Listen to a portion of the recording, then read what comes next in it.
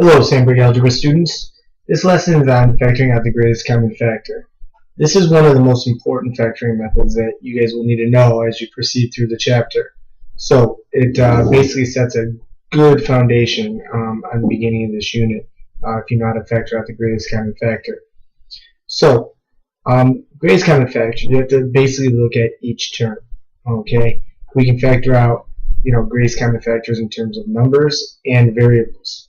So the best way to look at this is through examples. Now, the first example here, if you look, 10, 6, and 4 have a greatest common factor. Okay, what is the largest number that goes into all three? Well, that would be 2. Okay, now, in order to factor out a variable, each term in the polynomial has to have that variable. When I look at this polynomial, does every term have an x in it? No. Therefore, you cannot factor out the greatest common factor in terms of a variable. So the GCF for this problem is strictly 2. Now what I like to do is pull the GCF out and start my quantity, alright? And basically to figure out what goes in the quantity or the set of parentheses is divide every term by that greatest common factor. So 10x squared divided by 2 is 5x squared. 6x divided by 2 is 3x. And then 4 divided by 2 is 2.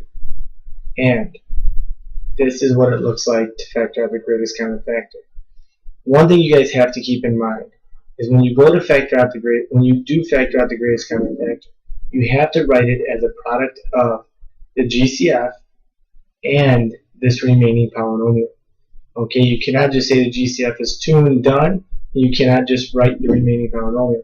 It has to be a product of the greatest common factor and the remaining polynomial, because the easiest way to check to see if you did it right is if I distribute this 2, I should get the polynomial I started with. Looking at the second one. Okay, looking at the second example here, and when we look for the greatest common factor, we first start with the coefficients. What is the largest number that goes into 15 and 10? Obviously that would be 5. Now the second, when we go to find the greatest common factor of the variables, we look at each term. First, does each term have that variable? In this case, yes. Okay. Now, you can't. If you have x squared here, that means you have 2 x's, right? You can only factor out the number of x's you have. So when you go to find the greatest common factor between x squared and x to the 4th, we always take the smallest exponent, because we know that's the maximum we can take out of each one. Okay, so our GCF for this problem is 5x squared. So we divide each term by 5x squared. We write our greatest common factor, then the remaining polynomial. 15 divided by 5 is 3. X to the 4th divided by x squared is x squared. Minus 10 divided by 5 is 2. And then the x squareds cancel.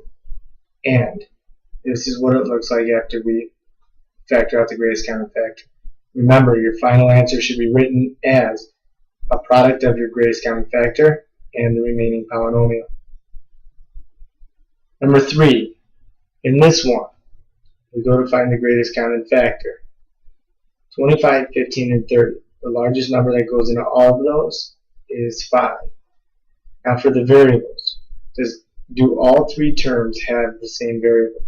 X to the 3rd, x squared, x? Yes.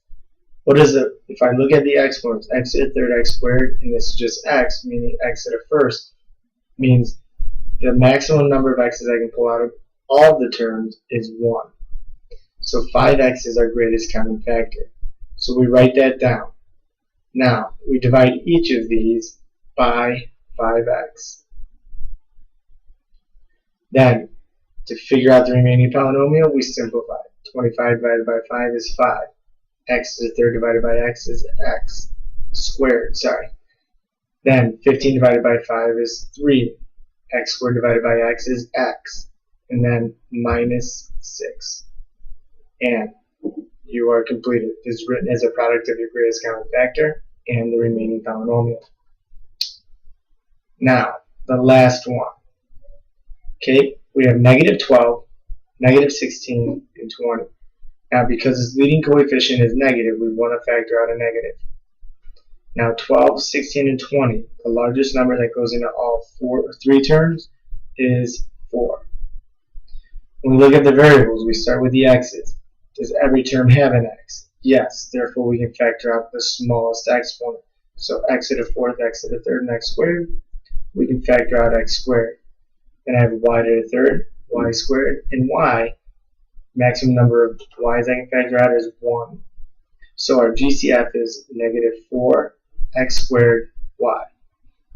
To figure out the remaining polynomial, I divide each term by the greatest common factor and simplify each term. Negative 12 divided by negative 4 is 3. X to the fourth divided by x squared is x squared. Y to the third divided by y is y squared. Negative 16 divided by negative 4 is positive 4, so we want to put plus 4.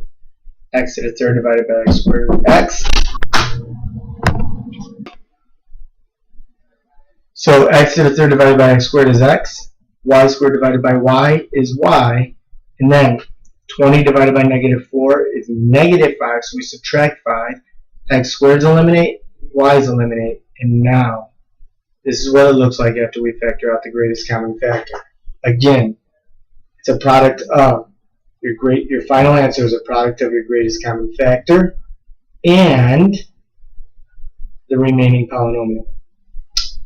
Thank you very much for your time. Now go on and do the additional problems on your own. Thank you.